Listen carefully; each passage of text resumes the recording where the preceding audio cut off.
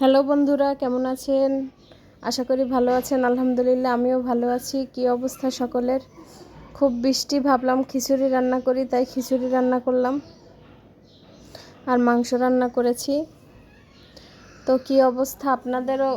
দিনকাল কেমন কাটছে? ঠান্ডা, বৃষ্টি আর ভাল লাগতেছে না, একদম একটানা হয়ে গেছে জিনিসটা।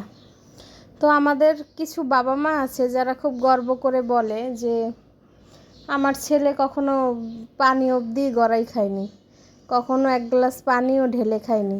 তো ওইসব মা বাবার কপালে অনেকটাই বিপদ লেখা থাকে, যেমন বৃদ্ধাশ্রম এক্সাম্পল।